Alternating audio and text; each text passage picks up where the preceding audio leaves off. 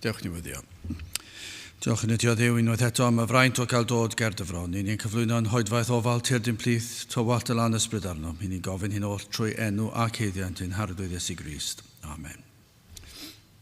Croeso un gwasanaeth ar ôl yr oedfa fe fydd na baned drws nesaf yn y neuad. Fydd ein hoedfa nesaf pnawn Sul hanner awr wedi 3 ac yna'r cyfarfod gweddi ar y 3 nos Iau o bob mis ac yr un nesaf fydd Medi 19.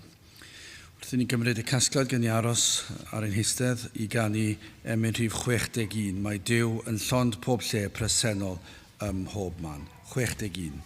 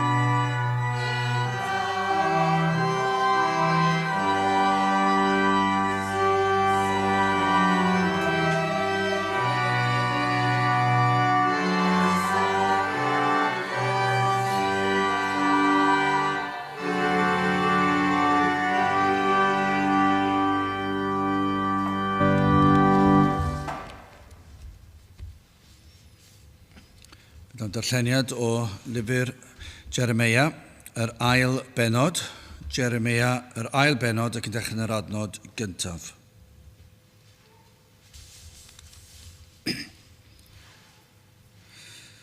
A gair yr arglwydd y ddaeth ata fi gan ddywedyd, cerdda a llefa yng nghlustiau Jerusalem gan ddywedyd fel hyn y dywed yr arglwydd. Cofiais di caredigrwyd y ieuenctid a serch dy ddyweddi pan ymcanlynaist yn y dyfeithwch mewn tir ni heiwyd. Israel ydoedd sancteiddrwydd i'r arglwydd a blaen ffrwyth ei gnwd ef, pawb oll ar ei bwtao a bechant drwg a ddigwydd iddynt medd yr arglwydd. Rowndewch air yr arglwydd ti Jacob a holl deuluoedd ti Israel. Fel hyn y dywed yr arglwydd, pa anwiredd a gafodd eich tadau chwi yno fi, gan iddynt ymbellhau oddi wrthyf, a'r hodio ar ôl y feredd a myned yn ofer. Ac ni ddywedant, pa le y mae'r arglwydd, a'n dig ni fyny o dir yr aifft, a'n harweiniodd trwy'r anialwch, trwy dir diffaith a ffyllau, trwy dir sychter a chysgod angau, trwy dir nid aeth gŵr trwyddo, ac ni thrigodd y dyn ynddo. Yn dygais chwi hefyd i wlad gnydfawr i fwyta ei ffrwyth a'i daioni, eithir pan ddeithoch i mewn, halogasoch fe'n hir i, a gwneithoch fe etifeddiaeth i yn ffyddra. Yr offeiriaid ni ddywedasant, pa le y mae'r arglwydd, a rhai sydd yn trin y gyfraith nid adnabiant fi, y bugeiliaid hefyd a dros eddasant i'm herbyn, a'r proffwydia proffwydasant yn enw Baal, ac eithant ar ôl y pethau ni wlad lesad. O blegyd hyn, mi a ddadleiaf a chwi eto medd yr arglwydd, dadleiaf a meibion i'ch meibion chwi, canis ewch dros ynysoedd y Chittim ac edrychwch a danfonwch i Cedar ac ystyriwch yn ddiwyd ac edrychwch a fi y cyfryw beth. A newidiodd un genedl ei diwiau a hwy heb fod yn ddiwiau eithaf fy mhobl i a newidiodd ei gygoniant am yr hyn ni wnael esad. O chwi nefoedd synwch wrth hyn ac ofnwch yn arithrol a byddwch anghyfanedd iawn medd yr arglwydd, canis dau ddrwg a wnaeth fy mhobl. Hwy am gadawsant i, ffynon y dyfroedd byw, ac agloddiasant iddynt ei hunan bydewau, bydewau wedi ei torri, ni ddaliant ddwfr.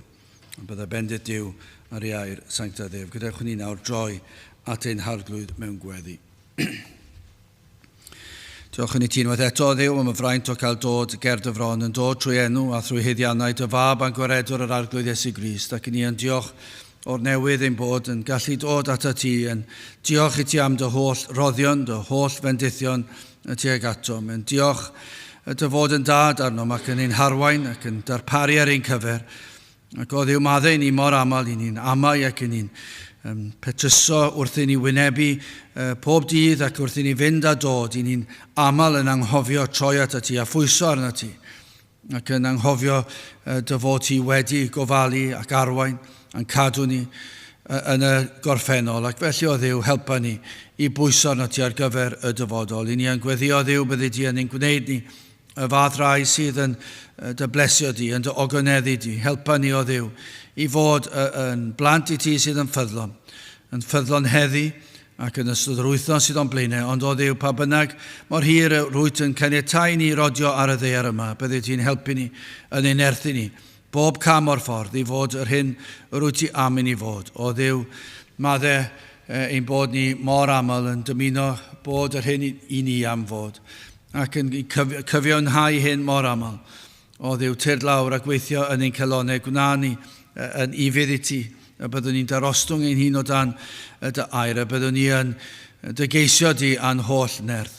I ni yn gweddio Dduw, byddi di yn trigarhau o'r newydd wrth ni ac wrth y bobl yn y wlad hon a gwledydd y byd. I ni yn gweddio can weld dyddiau gwell. I ni'n gofyn i ti ddod i ymyrryd yn sefyllfa ein gwlad, a byddi ti yn gweithio yn rymus, a bydd y ras yn anorchfygol, a bydd yr ysbryd glân ar waith yn dwy'n pobl at y ti. I ni'n gwybod ei fod yn bosib, ond hyn yn ame o Dduw yn ymarferol, i ni'n dod o sil i sil, ac falle ddim yn disgwyl y pethau mawr i ddigyd heddi, yn credu fod yn bosib i ddigwydd fori neu wythnos nesaf, ond pa mae'r diwrnod yn dod o Dduw, i ni heb baratoi'n hunan, i ni ddim yn dod yn disgwyl i ti dywalt y ysbryd arnom ac i weithio yn rymus yn ein plith. Felly o Dduw tyrd, rho'r ffydd yna yn ein cylonau, rho'r disgwyliadau ni, rho'r awydd i ni, rho'r baich i ni, i weld y enw di unwaith eto yn cael ei ddyrchafu gorywch pob enw arall. I ni felly yn cyflwyno'n hoedfa i ddofal ath blant ar hyd a lled y gwlad, y byddi di yn bendithio ac y byddi di yn gweithio ac y byddi di'n cael yr holl fawl, y byddi di yn ein harwain ni nawr yn ein hyddoliad. Felly o Dduw, i ni'n gofyn i ti ofalu ac i diogelu ni yma, arwain ni'n bellach ymlaen o Dduw, arwain ni'n agosach at y ti, helpa ni ddyrchafu'n llygau tuag at y mynyddoedd. I ni'n gofyn hyn oll felly, trwy enw ac heiddiant ein harglwydd Iesu Grist. Amen. Ein tad yr hwnnwyd yn y nefoedd, sancteiddier dy enw, dyled y deyrnas, gwneler dy ewyllus, megis yn y nef, felly ar y ddeiar hefyd. Dyro i ni heddiw ein bara beinyddio, am y i ni ein dyledion, fel y maddeuwn unai, un dyled. gweledwyr, ac nac arwaini I brofedigaeth, eithyr gwared ni rhag drwg, canys eiddo tiwr deyrnas, ar nerth ar gogoniant, yn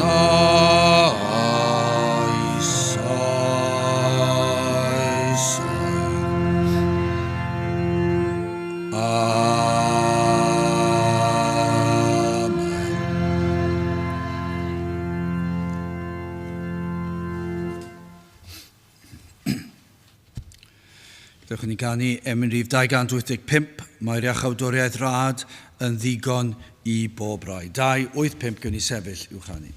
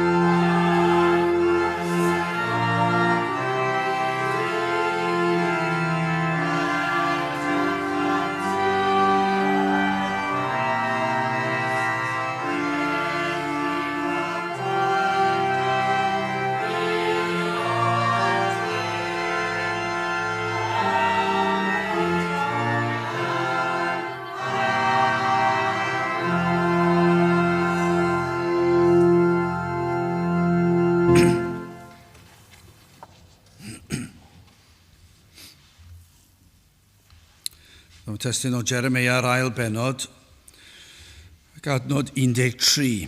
Jeremia 2, adnod 13. Cynnes 2 ddrwg a wnaeth fy mhobl, hwy am gadawsant I, ffynon y dyfroedd byw, ac o gloddiasant iddynt eu hunan bydewau, bydewau wedi eu torri, ni ddaliant ddwfr. Ar fy wynebod Jeremia, y bobl a oedd yn wrthyn i'w neges, rhywbeth sydd yn gyffredin iawn I ni heddi, ond yr oedd yn rhywbeth amlwg iawn bryd hynny hefyd, cyfnod o broblemau moesol a milwrol. Fe wynebant bygyddiadau o sawl cyfeiriad, yr oedd Babylon yn ei bygwth, ond yr hyn gellir dweud yw hyn. Nid oedd eto yn rhy hwyr arnyn nhw. Achos yr oedd yr arglwydd yn drigarog ac anfonodd Jeremia atynt I gyhoeddi gair Duw I alw arnyn nhw I ddeffro ac I ystyried y sefyllfa yr oeddent ynddi. Yr oedd ganddo fe neges penodol yr oedd yr arglwydd wedi'i rhoi. Neges na fyddai'n boblogaidd, a neges i bobl a fyddai'n ei wrthod ac yr oedden nhw mewn sefyllfa trienus. Ac yr oedd Jeremia felly hefyd yn bryderus o fynd at y bobl a phregethu'r neges, achos dwi ddim yn beth rhwydd nag yw i bregethu tuag at bobl sydd yn wrthyn ac sydd yn mynnu dilyn i ffordd eu hunan, mynnu dilyn ffordd o fydolrwydd ac anghrediniaeth. Ond oedd yn dal yn gorfod bod yn ffyddlon. Os ni'n gweld yn y benod gyntaf ar adnod 4, dyma'r sefyllfa roedd Jeremia yn ei wynebu. Yna daeth gair yr arglwydd ataf gan ddywedyd, cyn i mi dylunio di yn y groth, mi ath adnabu, a chyn dy ddyfod o'r groth, y sancteiddiais di, a mi ath rhoddais yn broffwyd i'r cenhedloedd. Yr oedd yn barod, yr arglwydd wedi alw e. Adnod 6, yna dywedais, dyma mateb Jeremia, o arglwydd ddiw, welem, ni fedraf y madrodd canis bachgen y dwy fi, ond yr arglwydd a ddywedodd wrthyf, na ddywed bachgen y dwy fi, canis ti a ei at yr rhai oll athanfonwyf, a'r hyn oll archmynwyf i ti a ddywedi. Nac ofna rhag ei hwynebau hwynt, canis yr y dwy fi gyda thi i ddwaredu med yr arglwydd. Yna, yr estynodd yr arglwydd ei law ac a gyffyrddodd am gennau, a'r arglwydd a ddywedodd wrthyf, wele, rhoddais fy ngeiriau yn dy enau di. Gafodd ei alw i bregethu gair Duw i bobl a oedd yn wrthyn iawn. I ddangos i'r bobl yr hyn yr oeddent yn euog ohono. Doedd e ddim wedi cael ei anfon i siarad o gwmpas y pwnc.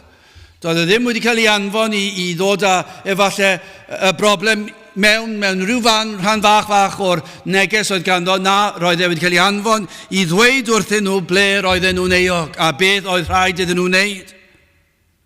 Yn sicr oedd yna llawer o bethau roedd yn anghywir ymhlith pobl Dduw. Roedd yna lawer o bethau.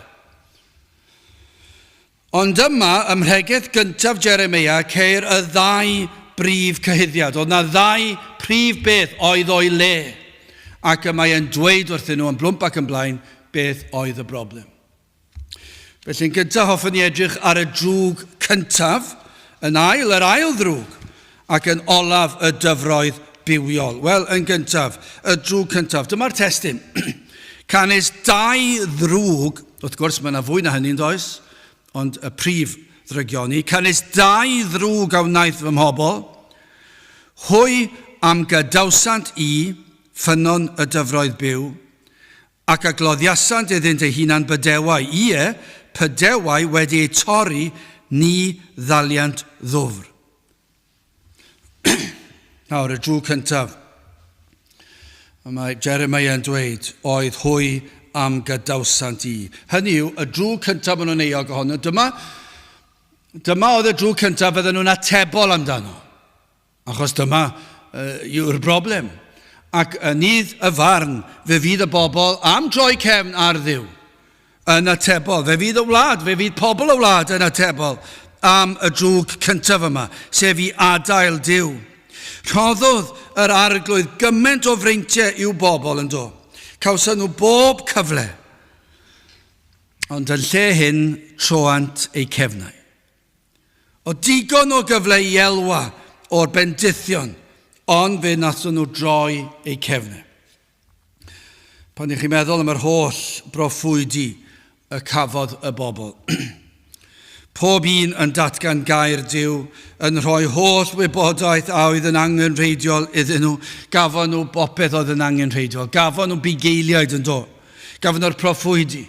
A ddywedodd wrthyn nhw beth oedd gair Duw, ac yn esbonio iddyn nhw beth oedd gair Duw, ac pan nhw'n poeni am bethau, roedd gan nhw fugeiliad i helpu nhw i ddweud beth oedd gair Duw yn ei olygu, a pan nhw ddim yn gwybod pa ffordd i fynd, oedd y bugail yna yn ei harwain nhw, ac yn ei cynghori nhw, yn ei cysuro nhw, oedd Duw wedi rhoi cyfan iddyn nhw. Oedd wedi rhoi y proffwydi, dynion diwiol, gryslon, a baich dros y bobl, fe roddodd Duw yr hyn oll iddynt.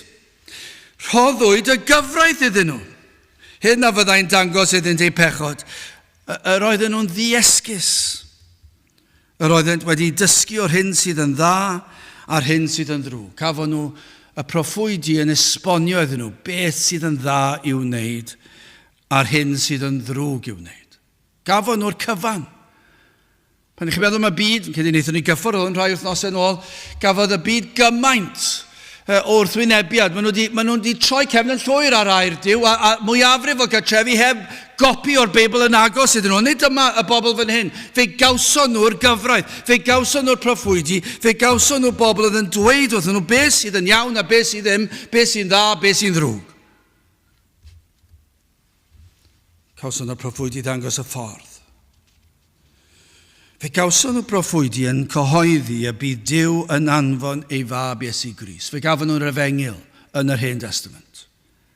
Gawson nhw'r addewid o'r Meseia. Bydd y Meseia yn dod i'r byd i ddelio a'i pechod. Felly nid yn unig gawson nhw addewid o'r Meseia, ond fe gawson nhw addewid o pam oedd y Meseia yn dod. Sef i ddelio a'i pechod. I ni'n gwybod nhw ddim yn deall pam fod y Meseia yn dod. I ni wedi gweld hwn yn amlwg drwy hanes y pobl ddiw ac ers hynny.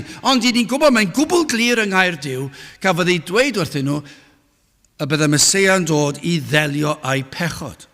Am fraint, maen nhw wedi gael e. Fe gawson nhw yr offrymau yr aberthu, pob un o'r pethau hynny, y seremonia yn pwyntio at yr aberth, yr arglwydd Iesu Grist. Felly bob tro roedd yna anifal yn cael ei ladd a'r gwaed yn llifo, yr oedd e wastad yn pwyntio at Grist, at y Meseia, yr un a fyddai yn marw drostynt. Yr un oedd yn mynd i ddod i dywall ei waed, fel aberth dros ei pechod yn nhw. Mae yna gymaint o enghreifftiau honynt yn crwydro yn does.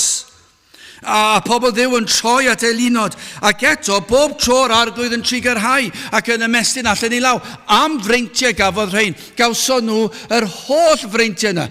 Ei cwyno cyson. Ei gwrthgiliad cyson. Troi at Elunod. Mae'n anhygoel yn diwedd. Fod pobl Dduw wedi creu Elunod allan gyda'i dwylo nhw ac yn amplygu lawr ac yn gweddio i'r Elunod.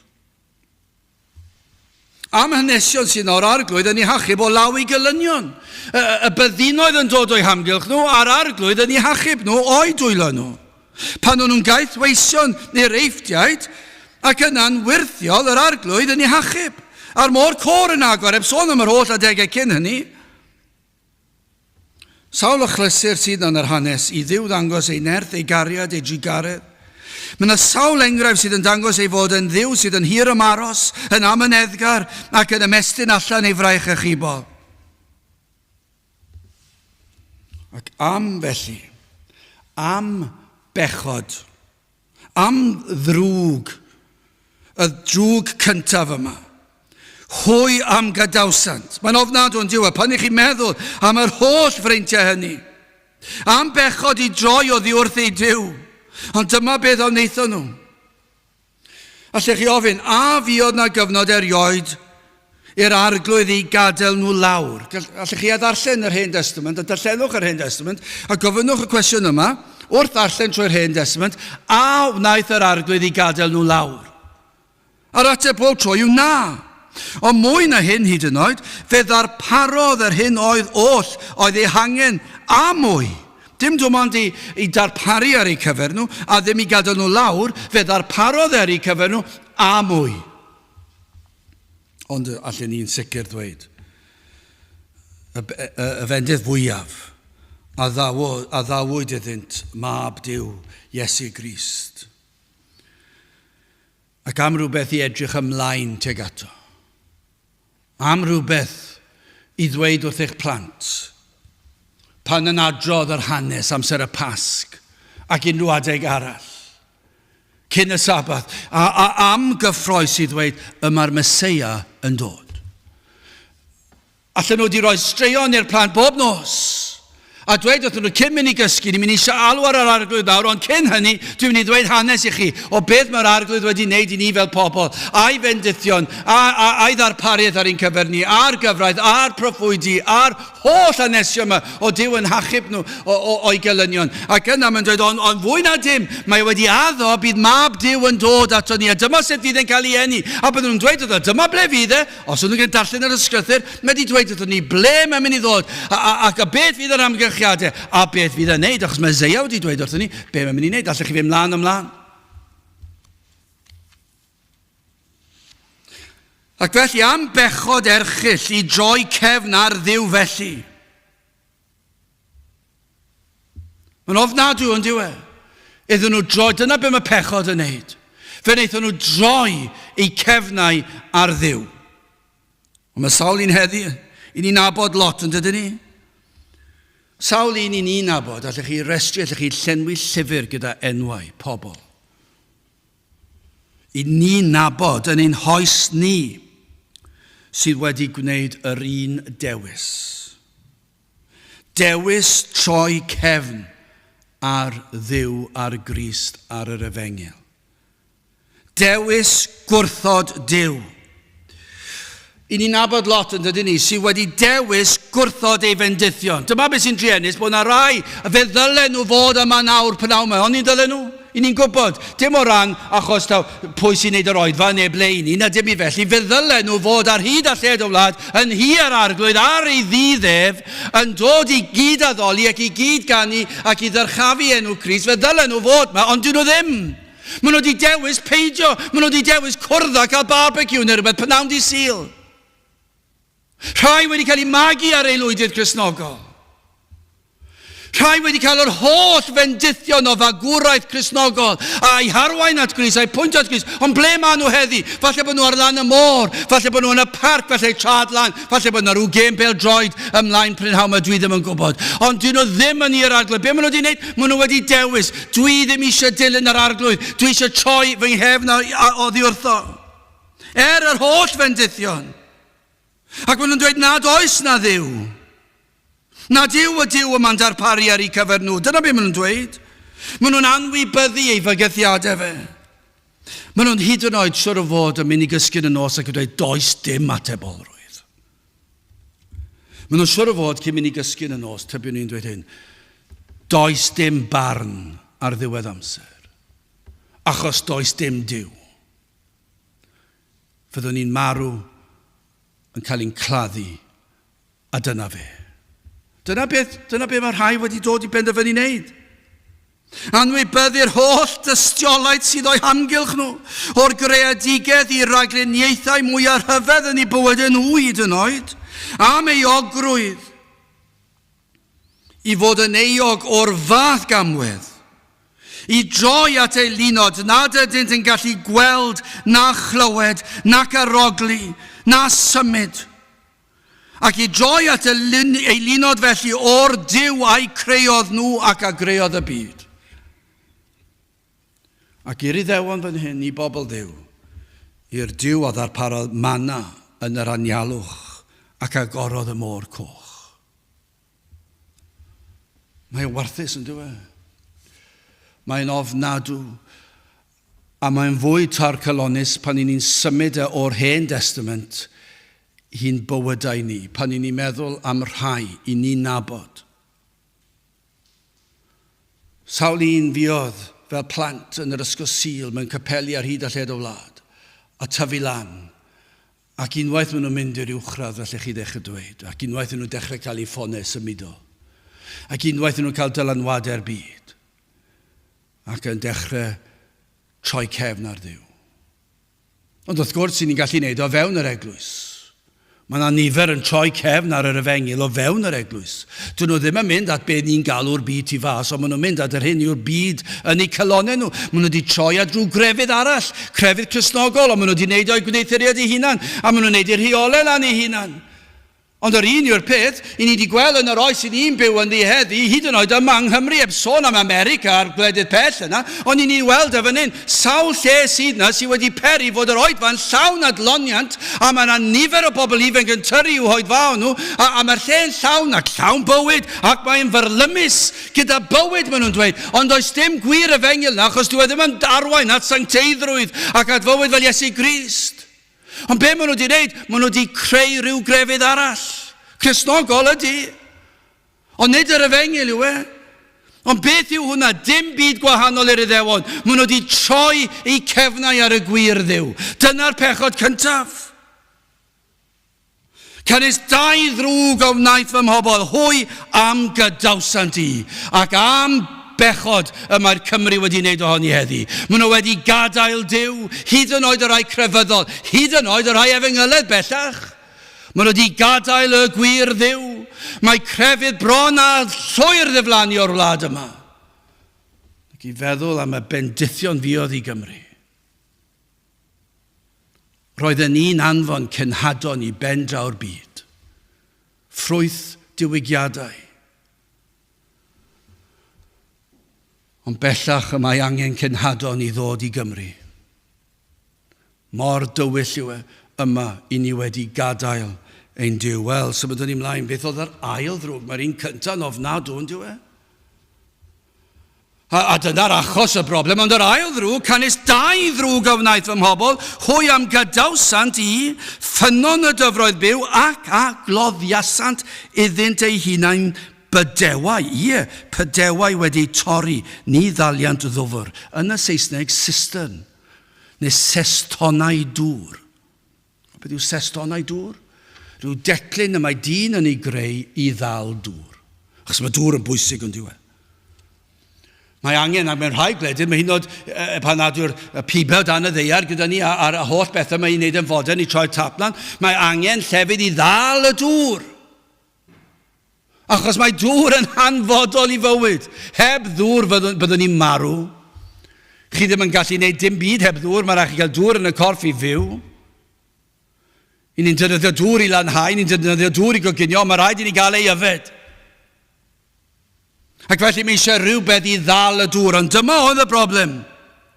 Hwy, ac felly darlun sydd fan hyn, hwy a gloddiasant iddynt ei hunan bydewau pydewau wedi torri ni ddaliant ofr. Nawr mae darlun fan hyn. Nid yn unig iddyn nhw droi oddi wrth ei Duw, sef y drwg cyntaf. Ond yr ail ddrwg oedd iddynt fynd ati i greu pydewau i ddal dŵr, sef sestonau dŵr. Creu rhywbeth arall i roi bywyd a boddhad iddyn nhw. Mae angen dŵr i fyw. Ac felly mae rhaid i chwilio am rhywbeth arall i bodloni nhw, i rhoi nerth iddyn nhw, ar gyfer pob dydd.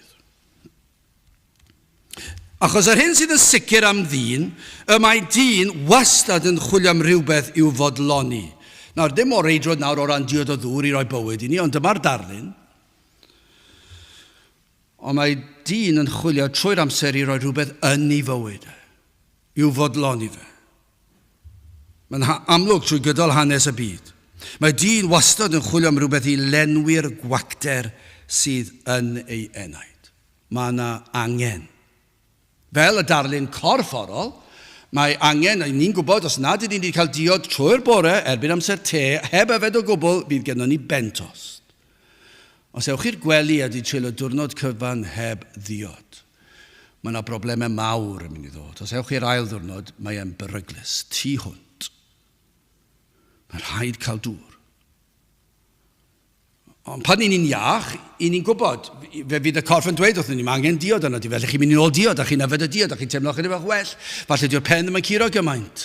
A fel na fyddwn ni'n mynd trwy dyn, ni'n siŵr bod ni'n yfed digon. Dim gormod, yr hyn sydd ei hangen. Ac felly yn y darn o fywyd y mae angen rhywbeth ar ddyn i'w fodloni achos oherwydd pechod mae yna wacter yn yr enaid. Mae yna rhywbeth ar goll a ni'n gwybod beth yw. Mae pechod wedi achosi hyn. Dydyn ni ddim bellach yn gallu cael ein bodloni bod ni'n byw i'r pwrpas y creuwyd ni. I ni wedi cael ein creu i ogoneddu Duw ac i fwynhau bod ym mhresenoldeb yr arglwydd. Ond achos ni ddim yn gallu gwneud na mwyach oherwydd pechod, i ni'n sicr ddim yn ei ogoneddu fe ac yn bendant i ni ddim yn mwynhau i bresenoldeb. Ac felly mae dyn yn chwilio trwy'r amser am rhywbeth arall i fodloni.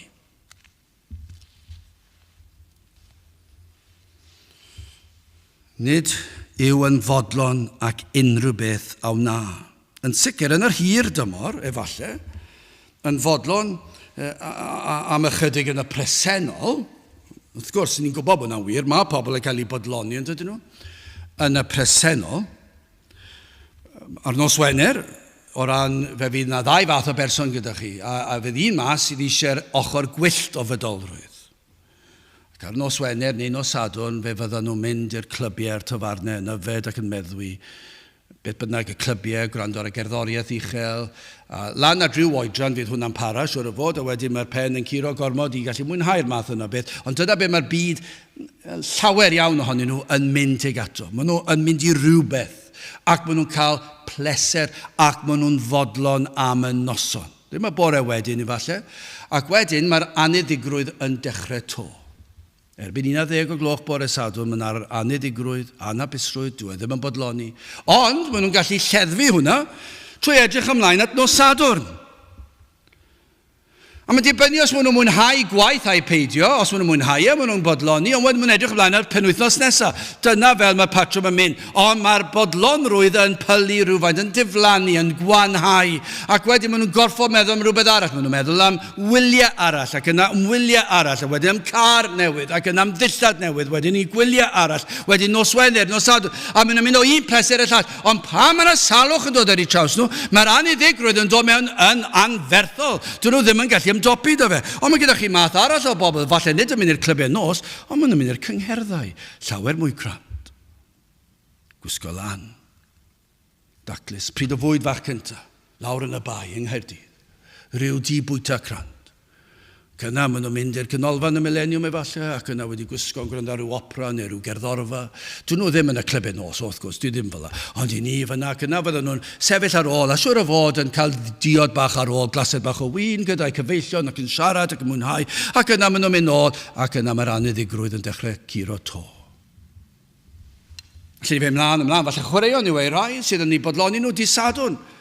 Edrych ymlaen am ar gyfer y gêm, a maen nhw'n cael tocyn tymor, a maen nhw'n mynd wythnos i wythnos, a mae'r rhai yn teithio i weld y gemau i ffwrdd, a maen nhw'n dyna sydd yn ei cadw nhw fynd trwy bywyd sydd yn anodd, ac maen nhw'n mynd i'r gemau, ac maen nhw'n trefnu'r tocyn bws neu tocyn tren, maen nhw'n mynd lan, a maen nhw'n gwylio'r gêm, maen nhw'n dod nôl, maen nhw'n cael dathlu, neu maen nhw'n crio, a maen nhw'n dod nôl, ac yna maen nhw'n dechrau eto ar gyfer yr wythnos canlynol.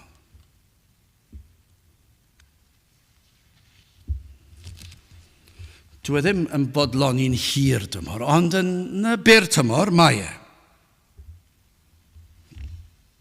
Am ddarlun. Am ddarlun cywir sydd fan hyn gan Jeremia. Mae angen dŵr ar ddyn i fodloni ei syched, i'w adfywio ac i roi bywyd. Mae e mor bwysig yn dweud. Ond mwy felly yn ysbrydol.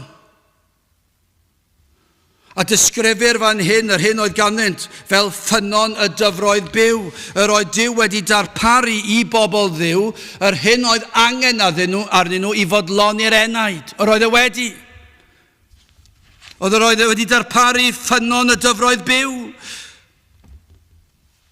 Yr oedd Duw wedi darparu'r hyn oll oedd ei hangen arnynt, ac yn sicr yn dymhorol yn mwy felly yn ysbrydol. Oedd Duw wedi darparu manna iddyn nhw. Oedd wedi darparu'r môr coch i agor ar ei cyfer nhw. Oedd wedi darparu proffwydi ar gyfraith. Popeth oedd angen nhw yn y tymor byr. Ond oedd e hefyd wedi darparu'r hir dymor iddyn nhw, yr hyn oedd angen ar yr enaid. Ond yr hyn a wnaethon nhw oedd troi eu cefnau ar Dduw, ac yna'n waith byth yna ceisio bodloni ei hunan drwy wneud pethau eraill. Disgrifir hyn yma fel tyllu i'w hunan i wneud pydewau i ddal dŵr. Chi wedi mynd ati gyda'ch dwylo'ch hunan i greu fel petai pydewau, sestonau dŵr. Yn lle derbyn o Dduw, eithant ati ar eu pennau hunan i fodloni'r angen a'r gwacter. Ond beth sy'n waith beth? Fe wnaethon nhw creu sestonau dŵr oedd wedi torri. Doedden nhw ddim hyd yn oed yn gallu dal y dŵr. Yr oedd y sestonau dŵr oedd y bobl yma wedi wneud yn gollwng dŵr. Roedd yna craciau yn yr ochr. Ac oedd y dŵr yn mynd mas. Felly oedd y peth oedd fod i ddal dŵr a fod i fodloni nhw, oedd y dŵr yn llifo mas ac oedd yn diflannu. Ac felly beth yn mynd i fodloni mewn unrhyw ffordd. Doedd beth oedd y bobl yn mynd ar ei hôl ddim yn mynd i'w bodloni nhw o gwbl. Ac am ddarlun sydd yma, dyn yn ymdrechu ei hun heb Dduw i gyrraedd y nod. Ymdrecha dyn i wella ei hun. Dyma beth maen nhw'n wneud. Fe wnaethon nhw greu sestonau dŵr i fodloni'r enaid ei hun. Fe na i wella fy hun. Fe na i trio fod yn grefyddol. Fe daeth dyn i fyny ag athroniaeth ei hun. Ac fe gadwodd y Duw allan, yn sicr y gwir Dduw ar Efengyl, falle bod wedi dod y ryw Dduw mewn, ond nid yr Efengyl, ac felly fe greu athroniaethau, fe ddaw at gasgladau fod Duw yn hen ffasiwn, fe ddaw dyn at y casglad fod Duw y Beibl yn greulon, ac felly fe benderfyna nad yw e am i ddilyn y Duw y Beibl, ond nid dyna beth mae crefyddwyr heddi wedi wneud. Nid oes fath beth a Duw sydd yn barnu. Chi'n sôn am foesau. Maen nhw'n dweud, bod y Beibl yn gwbl glir am yr anfoesoldeb rhemp sydd yna, be maen nhw wedi dod i'r casgliad nawr yw, wel hwnna'n rhywbeth gafodd i greu blynyddoedd yn ôl, ac felly mae'n anghywir. Dyna be maen nhw'n dweud. Felly gewch chi fyw fel chi moyn. Gewch chi wneud beth chi moyn. Ac gewn ni dewis y dethol beth ni eisiau cadw. Dyna beth maen nhw wedi wneud. Maen nhw wedi creu sestonau dŵr. Maen nhw wedi creu rhyw fath o declyn sydd yn mynd i ddal beth sy'n mynd i fodloni nhw. Ac maen nhw wedi penderfynu beth maen nhw'n mynd i roi ynddo fe. Ond mae problem, mae yna craciau ar hyd o, mae'r dŵr yn llifo mas.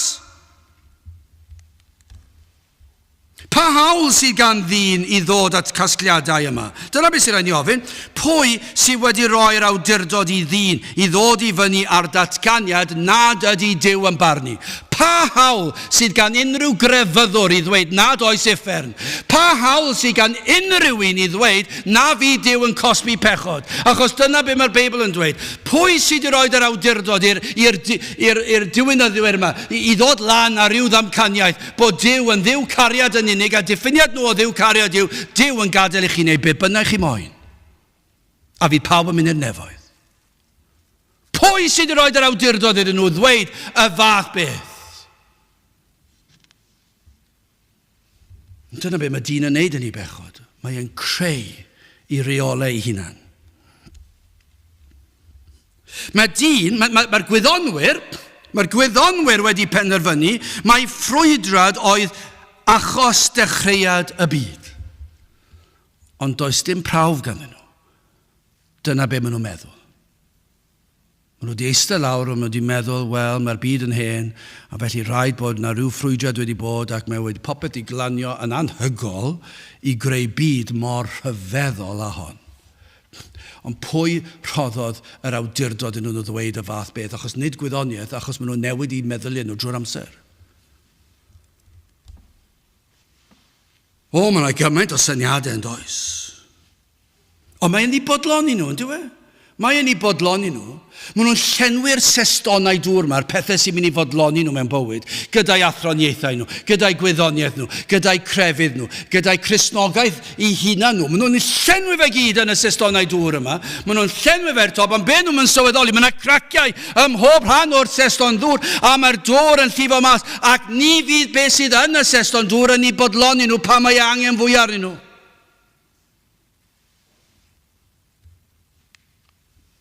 Mae'r pobl yma sy'n dod lan ar syniadau yma, sydd yn dweud y datganiadau mawr yma, ac wrth edrych ar ei bywydau, mae bywydau nhw'n llawn tristwch. Edrychwch chi ar y gwyddonwyr yma sydd wedi dod lan gyda'r syniadau anhygoel, theoriau yma, ynglyn â sut mae'r byd wedi cael ei ffrwydro mewn i'w le, neu beth bynnag. A fe welwch chi fywyd o dristwch. Yn aml fe welwch chi fywyd o anffyddlondeb, o anfoesoldeb, problemau di-ri. Bywyd y tywyll ac yn aml arweli angau bywyd heb obaith. Dyw ei seston ddŵr nhw ddim yn dal dim byd sydd yn bodloni. Mae wedi mynd, oedd yna craciau yna fe, mae wedi torri. Mae nhw o wneithuriad dyn ei hun. Mae fel y seston ddŵr mae dyn wedi greu ac mae'n llenwi fe gyda hylif, gyda dŵr, sydd yn ei fodloni a rhoi bywyd am y cyfnod, ond yna mae e'n methu, achos yn raddol bach mae'r dŵr wedi bod yn llifo mas. Gres, hael y dydd efallai wedi achosi yr ochrau cracio. A'r dŵr yn llifo allan, pan mae pethau mewn bywyd yn mynd yn anodd, a phroblemau, unigrwydd, salwch, marwolaeth. Pan bod angen y dŵr, does dim yno. Ond dyna sydd yn digwydd i ddyn pan ddaw at gyfnod o angen y nerth, yr help, treialon bywyd, profedigedd, ofnau, mwna ni mawr yn dweud, ofn y bedd, neu'r bedd ei hun, ond yna mae dyn yn mynd at ei seston ddŵr ei hun y mae e wedi greu, achos cofiwch, mae wedi troi cefn ar Dduw. Mae wedi dweud, dwi ddim eisiau dim byd i wneud â Duw, ac felly maen nhw'n troi at y seston ddŵr ei hun, y mae e wedi greu ar gyfer ei fywyd bach sydd wedi fodloni fe yn y byrd mor dda. Bob parti mae wedi cael nos Wener, mae wedi fodloni fe, mae wedi mwynhau ond nawr mae'n dod â treialon bywyd at angau ei hun, ac mae'n ffeindio does dim dŵr yna. Does dim byd ar ôl i'w helpu. Dim byd i leddfu ei gydwybod Dwi'n mynd at y seston dŵr, a mae'n gweld, mae'n wag, does dim dŵr yna. Mae di llifo mas, a mae'n gallu cael yn ôl, ac mae'n gweld, ond does gen i ddim byd i helpu fy nghydwybod. Falle bod yn dechrau ofni, falle bod na Dduw, a nes i troi cefn arno fe, a beth, mae rai fi cael rhywbeth i helpu fi groes i'r afon, ond does dim byd na. Does dim byd i roi heddwch, wrth gamu o fywyd i dragwyddoldeb, o am ffolineb, am bechod, i droi o Dduw ac yna i fynd ati i greu sestonau dŵr ei hun a chwilio am fodlonrwydd bywyd mewn pethau eraill. Allen ni fynd ymlaen yn rhestru beth mae pobl yn rhoi yn y sestonau dŵr sydd i fod i roi bywyd iddyn nhw a i bodloni nhw a nerth. Pa mae angen fwyaf yn nhw. Dwi ddim na. Ffrindiau, dwi ddim na. Teulu, dwi ddim na. Swydd, ddim na bellach. Poblogrwydd, dim o werth. Cerddoriaeth, ddim yn mynd i helpu chi groes i'r afon. Bwydau da, tai bwyta crand. Ddim yn mynd i helpu chi. Tai bwyta ddim o'r crand. Chi ddim fel na, chi ddim yn person crand. Dwi'n person gyffredin, a chi'n ymfalchio yno fe. A felly chi'n mynd i'r pethau yna, ond dwi ddim yn mynd i fodloni chi pan chi'n croes i'r afon. Dwi'n mynd i wneud dim byd o'r fath. Chwaraeon, dwi'n mynd i helpu chi. Yn aml pan chi'n clywed am y pobl chwaraeon enwog yma. A falle bod yna rhyw gwpan byd yn dod lan ar y gorwel. Ac o'n nhw'n enwog wedi wneud yn dda. Ac yna maen nhw'n marw cyn gwpan y byd. Dwi'n aml a meddwl sut o'n nhw'n teimlo. Nhw'n siŵr o fod yn gwybod fod y gystadleuaeth fawr yma roedden nhw wedi cael poblogrwydd ac enwogrwydd, efallai neu beth bynnag yw. Ond dwi ddim o help nawr nag yw. Neu rhyw gyngherddau, chi enw unrhyw beth. Dwi ddim yn mynd i helpu, dwi ddim yn mynd i fodloni, ond i chi di llenwi'ch bywyd a phethau sydd ddim yn mynd i helpu. Wel, yn olaf, gewch chi ni droi yn drydydd y dyfroedd bywiol. Canis 2 ddrwg a wnaeth fy mhobl.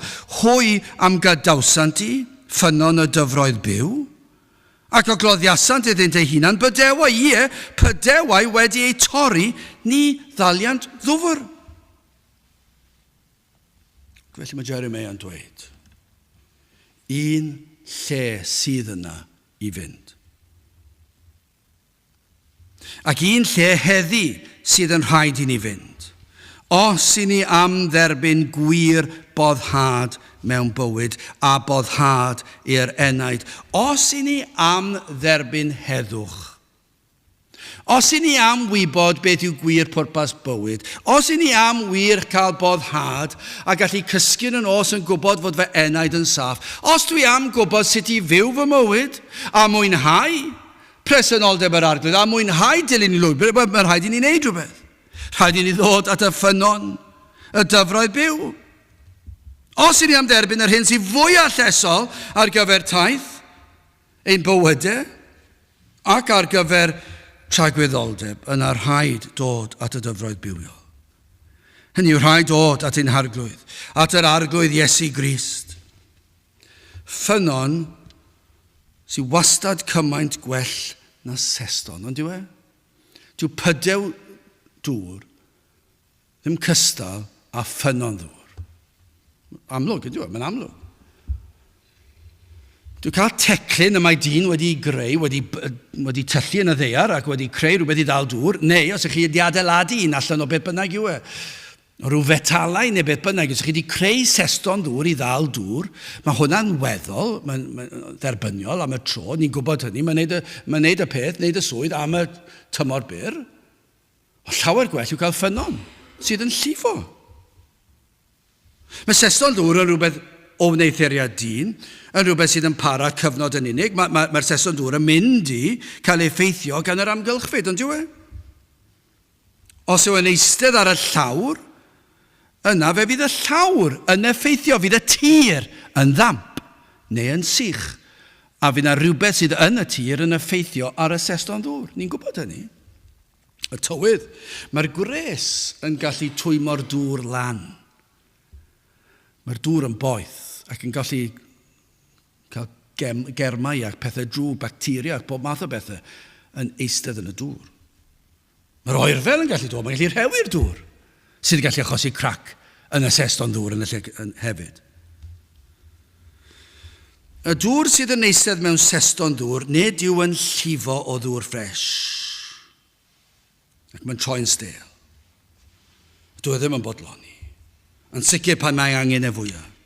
Mae e wedi gyfyngu i faint arbennig hefyd. Dim ond hyn a hyn o ddŵr. Os teulu mawr dych chi, dyw'r seston ddŵr ddim yn mynd i fod yn ddigon mawr, siŵr o fod i'r teulu. Mae rhaid chi cael un mawr iawn i ambell i deulu.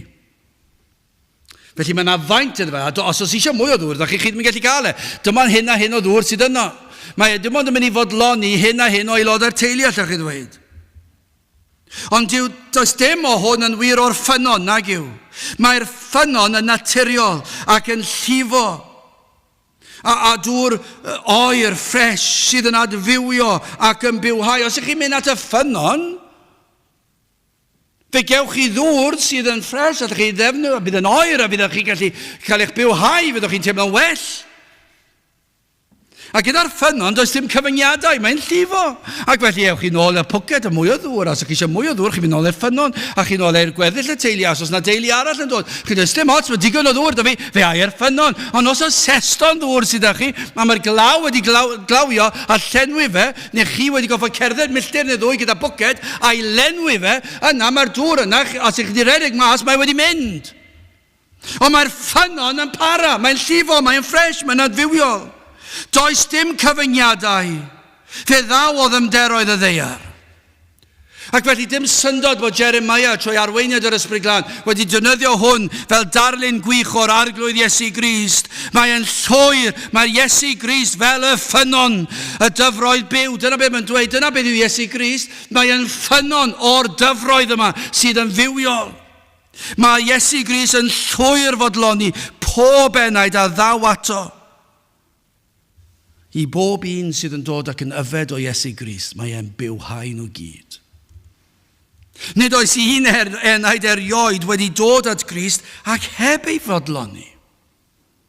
Nhw allai clywed petai rhai sydd wedi cael ei magu ar clywed ar y fengil, fydden nhw'n troi rôn yn dweud, na, fi esi at Grist, a ges i ddim fy modloni, ges i ddim byd o'r fath, roedd yn sych, roedd yn afiach, o'n i'n ei gysau e.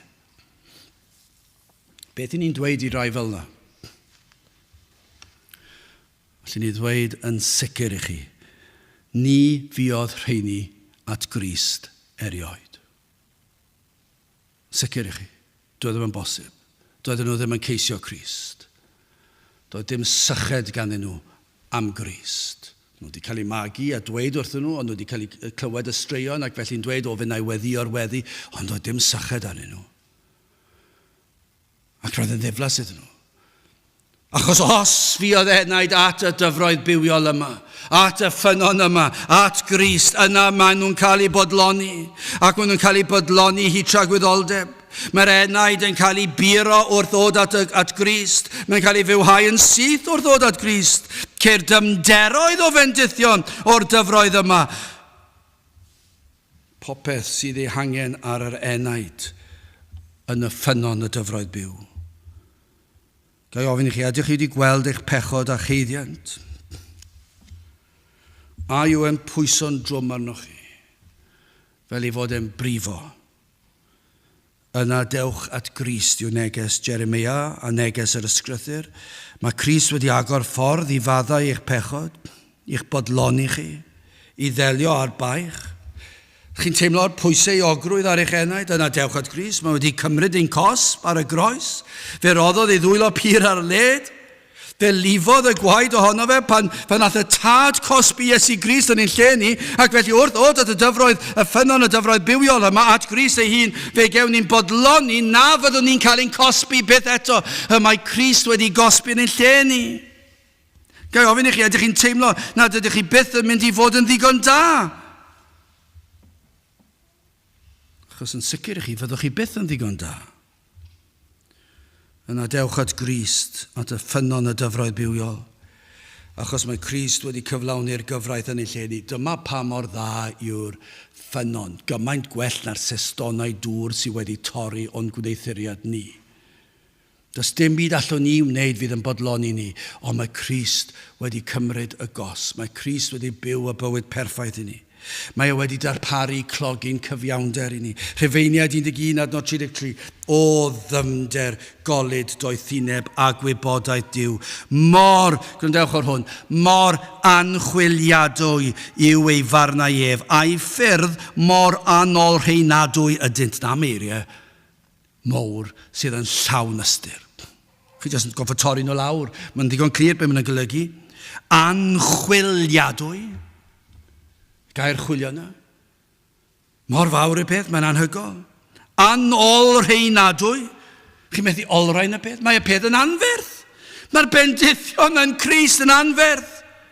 Os ydych chi'n poeni bod gormod o bechod, neu bod chi wedi troi cefn ers gormod o amser, neu falle bod rhai yn poeni bod nhw wedi troi cefn ar fargwraeth yr efengil, ac efallai bod chi'n meddwl does dim digon yma yn y seston ddŵr i fodloni hynny. Dwi wedi pechu gormod. Does dim digon i olchi fy staen i gyd i ffwrdd. Ond beth sydd chi gofio, chi ddim yn mynd at y seston ddŵr, i chi mynd at y ffynon y dyfroedd byw. Chi'n mynd at Grist. Does dim terfyn ar ei gariad. Does dim terfyn ar ei drigared. Mae maddeuant i bob bai yn ôl gair Duw. Nid yw y ffynon yma byth yn torri chwaith. Ni all y ffynon yma lygru a ffydru gydag amser. Tragwyddol yw gwerth yr holl addewidion. Sdim rhaid i ni boeni os fyddwn ni'n fyw tan fyddwn ni'n 110. Sim eisiau ni boeni a fydd y dyfroedd yn sychu lan. Na fydd. Dwi'n yn bosib. Tragwyddol yw nhw. Mae ei fendithion hyd tragwyddoldeb. Beth felly a wnewch chi? Wel, y cyngor yw hyn, peidiwch mynd at y sestonau dŵr, sydd o'ch gwneithuriad eich hun. Nid ydynt yn bodloni. Ystyriwch hynny gyntaf. Ac yna, dewch at Grist. Yfwch o'i fywyd perffaith. Bwydwch oddi ar bara'r bywyd. Pwyswch ar ei berffeithrwydd a derbyniwch y golchiad sydd yn ei waed. Dyna'r cyngor. Peidiwch a throi eich cefn ar Dduw a dewch at ffynon y dyfroedd bywiol. Ond dyna'r cyngor gorau. Roedd yr efengil yno yn yr Hen Testament gyda Jeremia. Ac mae e dal mor berthnasol heddi am sestonau dŵr sydd o'n cwmpas ni. Llawn craciau. A fydd yr holl bethau mae dyn yn llenwi sydd yn trio i bodloni nhw yn llifo mas. A dyn nhw ddim yn gweld y dŵr yn llifo mas, dyn nhw'n mynd i weld e. Tan fydd yr hwyr. Felly cyngor i chi yw ystyried hyn, canis 2 ddrwg a wnaeth fy mhobol, hwy am gydawsant i ffynon y dyfroedd byw, ac a gloddiasant iddynt ei hunan, bydewau, pydewau wedi'i torri, ni ddaliant ddwfr. Gadewch i ni weddio. O Dduw, i ni yn diolch i ti am rhybuddion dy air, ond i ni hefyd yn diolch i ti am y ffynon y dyfroedd byw. I ni yn diolch am yr arglwydd Iesu Grist, am y ddarpariaeth sydd yn ni'n bodloni'n llwyr. Fod popeth sydd ei hangen yn yr arglwydd Iesu Grist, popeth sydd angen ar yr enaid hyd tra gwyddolteb, yno yn y dyfroedd bywiol hyn. Felly o Dduw teir gweithio arwain yn eidio at y ffynon yma, ac y byddant yn gallu cael ei bodloni hyd tra gwyddolteb. Teir di'n plith, i ni'n gofyn hyn o trwy enw a ceiddiant yn arglwydd Iesu Grist. Amen. Dewch ni orffen trwy ganu'r emyn rhif 549, disgyn Iesu o'th gynteddoedd lle mae moroedd mawr o hedd, gwel bechadur sydd yn gorwedd ar y melon oer y bedd. Rho i mi brofi pethau nad adnabu'r byd. 549, gen i sefyll uwch ni.